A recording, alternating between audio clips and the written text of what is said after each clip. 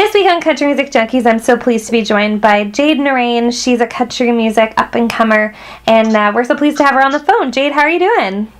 I'm good. How are you? Great, thank you. Now, I want to kind of start at the beginning of when you decided to make music a career. So can you kind of take us back and tell us how that all began? Yeah, so basically when I was really young, like around 8 or 9, I started performing at weddings, and I just always kind of knew I wanted to be a singer just because I looked up to a lot of other singers like Hilary Duff or Alicia Keys, so I always kind of knew. So I started doing lots of competitions, and then when I was in high school, I started looking for a music producer, and that was pretty much when I started doing this professionally. Amazing. And now, you mentioned a couple of artists, more so from the pop R&B genre. What kind of brings you into the country music realm? Well, basically, I actually started out in country. So, I started with those inspirations, but then when I started to record, I started doing country because I guess growing up with my grandma, she was always playing all of the old country music, so that was really a passion of mine. So I started performing at country music festivals and things like that, but then I did switch into the pop genre a little bit, but then after a while of doing pop, I realized that country was really where my heart was. Amazing. Now, for fans who maybe aren't familiar with your music, can you kind of give us a little bit of insight to your sound and your style, and then the stories that you tell in your songs as well? Yeah, so basically, as we've started to, I guess, send the music to radio, we're really getting compared to, I guess, early Taylor Swift. So the music style is very, like, commercial and, like, pop and mixed with country, so it's like a crossover genre.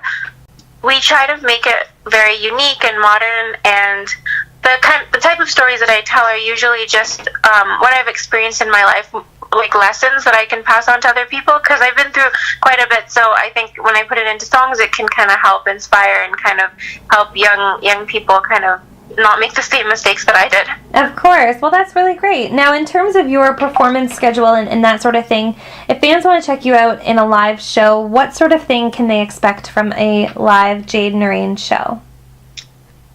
In a live show, I guess you guys can really expect to see like great costumes, really polished vocals, and I guess more so like a party, because I really like to engage the audience and make sure that everyone's having fun.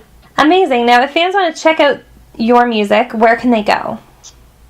They can go on my website, which is www.jadenaraine.com, or they can just go straight to YouTube and put my name in. We just released a new music video, and then every 3 months we're going to be putting out a new one with a new single. Amazing. So tell us about the most recent video release. So You Decided to Stay is a music video for my first single, and the song is just about, I guess, getting through those bumps in a relationship, and I guess just remembering the good times and like appreciating what you have. And the music video is not out yet, but it will be out next week. It's actually going to be premiering on CMT, and then it's going to be on rotation on the Family Channel as well.